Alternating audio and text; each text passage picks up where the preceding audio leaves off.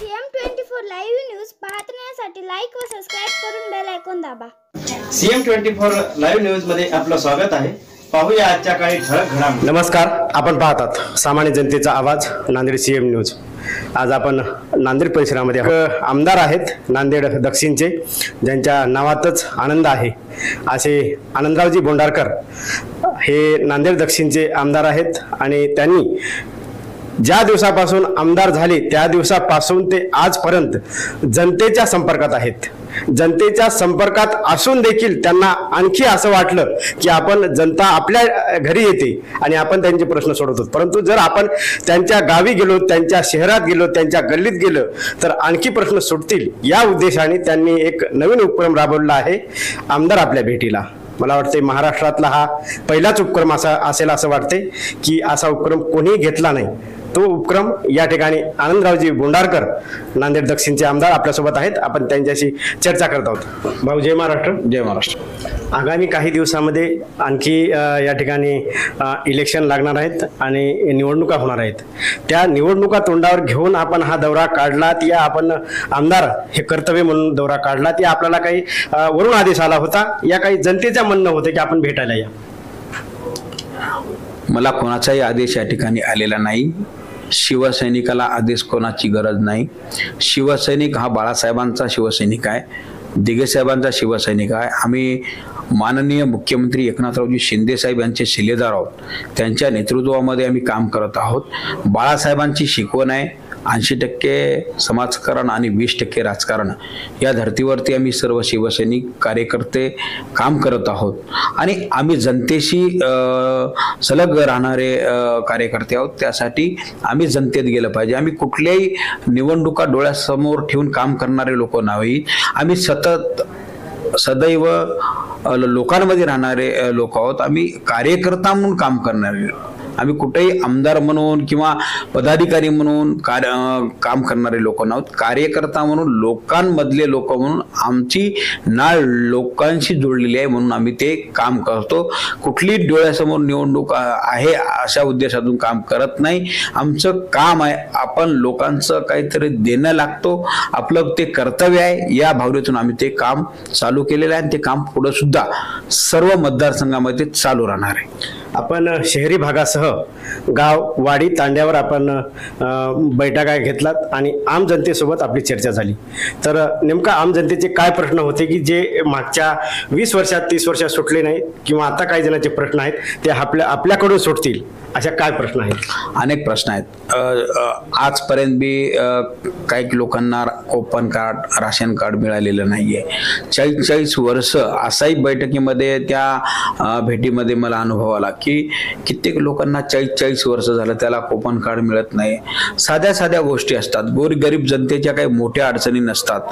Köppen card नाहीये, आधार card नाहीये, दवाखान्याचं आरोग्य कार्ड नाहीये, साध्या साध्या गोष्टी असतात। निराधाराचे काही प्रश्न आहेत, विधवा महिलांचे काही प्रश्न आहेत, लाडक्या बहिणीचे काही प्रश्न आहेत, अनेक आणि छोट्या छोट्या गोरगरिबांचे काही मोठे काम नसतात।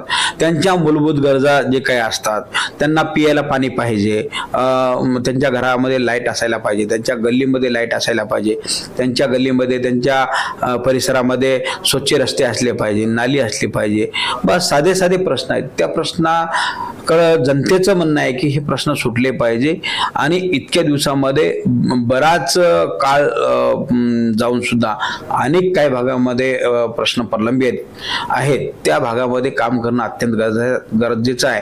आणि ज्या भागामध्ये विकासात्मक गोष्टी झालेल्या नाहीत त्या भागामध्ये निश्चित मी पुढच्या काळामध्ये विकासात्मक गोष्टी करणार आहे आणि त्या भागाचा कसा विकास करता येईल याकडे माझं लक्ष राहणार आहे। बऱ्याचदा आमदार हे AC मधून तयार होतात, परंतु या ठिकाणी ACतला आमदार नसून एका साधारण खेड्यातून जन्माला आलेला आमदार म्हणजे या ठिकाणी आनंदरावजी बोंडारकर आपल्यासोबत आहेत।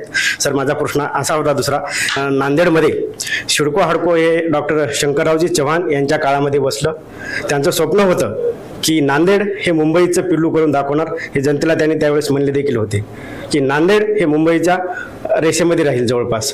परंतु काही आता पाहण्यात येते की या ठिकाणी बराचसा हा सिडको हाडकोचा विकास असेल, नांदेडचा विकास असेल, रुकलेला आहे. आणि त्यामुळे या ठिकाणी नांदेडचे रस्ते असतील, आपण पाहतात कशा प्रकारे आहेत. त्यानंतर या ठिकाणी नांदेडचे तरुण आहेत ते कशा प्रकारे सुशिक्षित बेरोजगारापासून घरी बसलेले आहेत, वंचित आहेत, जे की या ठिकाणी इतर मार्गाला जात आहेत. परंतु या ठिकाणी आपल्याला असं काही वाटते का, किंवा असं आपण काही वरी पाठवलात का की नांदेडमध्ये MIDC मध्ये कमीत कमी 10,000 लोक कामाला लागावे असा एखादा उद्योग यावा, याकरता आपलं काय प्रयत्न आहे? मी आताच सांगितलं की आपल्याकडं सिडको हाडको सारखा मोठा भाग या ठिकाणी आहे आणि त्या ठिकाणी औद्योगिक क्षेत्र सुद्धा आहे. मी सांगितलं की तुम्हाला मी उद्योगमंत्री आमचे सामंत साहेब आहेत, त्यांच्याशी चर्चा झालेली आहे आणि काही दिवसानं का होईना मी त्या साठी प्रयत्नशील आहेच. मी सदैव त्याच्यासाठी प्रयत्न करतोय की नांदेडमध्ये एक मोठा उद्योग आला पाहिजे. कारण तर या ठिकाणचे जे काही मुलं बाहेर जातात त्यांना रोजगार उपलब्ध या ठिकाणी होत नाहीये. रोजगार या ठिकाणी उपलब्ध व्हावा यासाठी मोठा उद्योग या ठिकाणी उभं राहावं यासाठी मी उद्योगमंत्र्यांनाही भेटलेलो आहे, मुख्यमंत्र्यांनाही भेटलो आणि एकनाथरावजी शिंदे साहेब असतील, अजित पवार यांनाही भेटून त्यांना निवेदन केलेलं आहे. काही काळामध्ये आपल्याकडे मोठा उद्योग आणण्यासाठी मी प्रयत्न करणार आहे. सिडको हाडको नवीन भाग आहे, कारण तर शहराची वस्ती वाढलेली आहे. नांदेड भागाला शहर महानगरपालिका झाल्यापासनं आज ते नवीन भाग असल्यामुळे बरेचसे कामं प्रलंबित सिडको हाडको या भागामध्ये आहेत. मोठे कामं त्या ठिकाणी करणं गरजेचं आहे. त्या ठिकाणचे रस्ते असतील, त्या ठिकाणचे नाले असतील, त्या ठिकाणचं ड्रेनेजचं काम असेल, सोयीसुविधा मोठ्या प्रमाणामध्ये त्या ठिकाणी करणं गरजेचं आहे. त्या दृष्टिकोनातून सिडको हाडको नवीन भाग असल्यामुळे त्याकडे माझं विशेष लक्ष असणार आहे. आता परवाला मी साहेबांना भेटून, कारण नगरी विकास खातं हे माननीय एकनाथरावजी शिंदे साहेब यांच्याकडे आहे, त्यांना मी भेटून निवेदन केलेलं आहे की मला विशेष त्यामध्ये निधी मला प्राप्त करून द्यावा. कारण जेणेकरून सिडको हाडको हा नवीन भाग असल्यामुळे तिथं मोठ्या प्रमाणामध्ये वस्ती आहे आणि त्या भागाचा विकास व्हावा यासाठी मी निवेदन केलेलं आहे. आणि काही दिवसामध्ये मला साहेबांकडून सकारात्मक प्रतिसाद या ठिकाणी मिळालेला आहे आणि त्याचं काम पुढच्या काळामध्ये निश्चित होणार आहे. या ठिकाणी भाऊ दुसरा प्रश्न असा होता की सिडको हाडको परिसर जो आहे तो या ठिकाणी बरेच जे राहणारे आता मंडळी जे आहे, राहणारे जे घर आहेत ते दुसऱ्या मालकाचे होते, त्यांनी बॉन्डवर विकत घेतलेले आहेत. मग त्यांचा प्रश्न असा आहे की त्यांना घरकुल येणार आहे किंवा त्यांना पुढे बांधकाम करायचं आहे किंवा त्या घराची काय आणखी त्याची प्रगती करायची आहे, याकरता त्यांची प्रगती रुकलेली आहे. तर आपल्या माध्यमातून आपण त्यांना स्वतःच्या नावावर घर व्हावे याकरता आपली काही आहे का विचार किंवा प्रक्रिया काय आहे? नाही, त्यासाठी विशेषतः मी जे काही समिती नेमलेली आहे, शासनानं शासकीय समिती त्याच्यामध्ये नेमणूक केलेली आहे. मी परवालाच मुंबईमध्ये नगरी विकासचे सचिव त्यांना भेटून निवेदन दिलेलं आहे. लवकरात लवकर त्याच्यामध्ये बैठक लावण्याचं त्यांना मी आदेशित केलेलं आहे आणि ते बैठक लावून जे काही सिडकोंच्या घराचा प्रश्न आहे लवकरात लवकर ते घरं लोकांच्या नावावरती कसे होतील, त्यांना त्यांच्या घराचा उपयोग त्यांना कसा करून घेता येईल यासाठी ते काम पुढच्या काळामध्ये काही दिवसामध्ये त्यामध्ये बैठक लावून त्याचा मार्ग या ठिकाणी निघणार आहे. या ठिकाणी आता शेवटचा प्रश्न असा होता भाऊ की सध्या पहिलीपासून ते 10वी पर्यंतचे ॲडमिशन बरेच खालीवर होत आहेत. आपण आमदार आहात, एक साधारण प्रश्न देखील आपण हाताळता, यामुळे हा प्रश्न विचारतो. बऱ्याच शाळावर ॲडमिशन करताना पैसे घेतले जात आहेत असं बऱ्याच जणांचं म्हणणं आहे. तर याकरता आपण शाळेवर जाऊन भेट दिलात का किंवा काही पुढची काय प्रक्रिया आहे आपली? नाही, 100% तुमचा प्रश्न नाकारता येणार नाही. बऱ्याच ठिकाणी जे काही संस्था चालक आहेत त्यांच्याकडून, विद्यार्थ्याकडून, पालकाकडून पैसे घेण्याचं काम चालू आहे.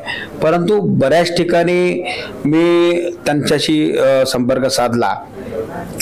गोरगरिबांचे मुलं असतात त्यांना ॲडमिशनला 20-25 हजार रुपये घेण्याचं काम चालू आहे. या संदर्भामध्ये मी मुख्यमंत्री देवेंद्र फडणवीस साहेबांना निवेदन देणार आहे, जेणेकरून किमान गोरगरिबांचे जे काही लेकर आहेत त्यांना 20-25 हजार रुपये, 50 हजार रुपये त्यांच्याकडे फीस भरण्यासाठी पैसे कुठून येणार आहेत यासाठी एक वेगळी व्यवस्था किंवा यांना कुठंतरी आळा बसला पाहिजे. जे काही संस्था चालक आहेत मनमानी या ठिकाणी कारभार चालू आहे त्यांचा. प्रत्येक वर्गासाठी ते फीस म्हणून मानधन म्हणून त्याच्या माध्यमातून प्रचंड पैसा त्या ठिकाणी घेण्याचं काम करत आहे. याला कुठंतरी बेसिकली त्यांना एखादी डेडलाईन दिली पाहिजे की तुम्ही अमुक अमुक इतकं अनुदान तुम्ही घेतलं पाहिजे, यापेक्षा अनुदान घेतलं तर तुमच्यावरती कारवाई केली जाईल. अशा पद्धतीचं निवेदन मी माननीय मुख्यमंत्री आपल्या राज्याचे शिक्षण मंत्री यांना मी देणार आहे आणि यावरती एक ठोस उपाय त्यांनी काढावा असं मी त्यांना निवेदन भाऊ या ठिकाणी आपण खरोखर चांगल्या प्रकारे आज आपण घरोघरी जाऊन म्हणजे आमदार या भेटीला या उपक्रमातून आपण चांगल्या प्रकारे आपण प्रत्येक जनतेपर्यंत पोहोचलात. परंतु काही जनता जी असेल ती आपला प्रश्न विचारणार आहे किंवा आपल्याकडे भेटणार आहे, तर त्यांना काय तुम्ही सांगणार आहात? आता माझ्याकडे अशी मी व्यवस्था केलेली आहे की ज्यांचे कोणाचे प्रश्न असतील, मी आता 5 मोबाईल नंबर आमच्या पेजची सलग मी तयार केलेले आहेत. काही दिवसामध्ये ते नंबर मी जनतेपर्यंत ते पोहोचवणार आहोत. म्हणजे जेणेकरून कोणाच्याही अडीअडचण असेल तर कुठला ना कुठला त्यांना कॉल लागला पाहिजे आणि ते प्रश्न सुटले पाहिजे. यासाठी माझ्याकडे ते वॉर रूम मी तयार करणार आहे. प्रत्येकाचा कुठलाही कॉल आलेला त्या कॉलला प्रत्युत्तर दिलं जाईल. त्यांचा काय प्रश्न आहे ते समजून घेतला जाईल. त्या प्रश्नाला वाचा फोडण्यासाठी आमचा व्यक्ती त्या डिपार्टमेंटपर्यंत त्या डिपार्टमेंटच्या अधिकाऱ्यांपर्यंत पोहोचेल आणि त्या ज्या कोणी कोणाचं काम असेल ते काम तिथल्या तिथं होईल अशी व्यवस्था आमच्या ऑफिसद्वारे या ठिकाणी आम्ही करतोय.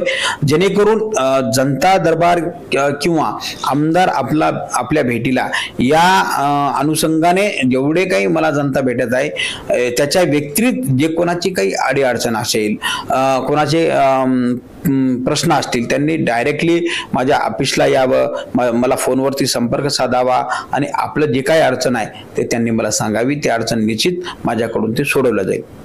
या ठिकाणी आपण नांदेड दक्षिणचे आमदार माननीय आनंदरावजी बोंडारकर यांच्याशी आपण चर्चा केली. त्यांनी अतिशय चांगल्या प्रकारे या ठिकाणी आम्हाला या प्रश्नाचे उत्तर देखील दिले. त्यांनी कशा प्रकारे या ठिकाणी आमदार आपल्या भेटीला ही संकल्पना राबवली. त्यानंतर शिडको हाडकोचे प्रश्न असतील, शेतकऱ्याचे प्रश्न असतील, सुशिक्षित बेरोजगाराचे शिडको हाडकोचे प्रश्न असतील, त्यानंतर शाळेतील विद्यार्थ्यांपर्यंतचे प्रश्नाचे या ठिकाणी आपल्याला त्यांनी निराकरण दिलेलं आहे. आणि आणखी त्यांनी सांगितलेलं आहे की जर त्यांना भेटायचं झालं तर आपण केव्हा येऊ शकता किंवा यानंतर त्यांनी व्हॉट्सअप ग्रुपचा या ठिकाणी 5 या ठिकाणी ग्रुप खोलणार आहेत, त्यामध्ये देखील आपण संपर्क साधतील.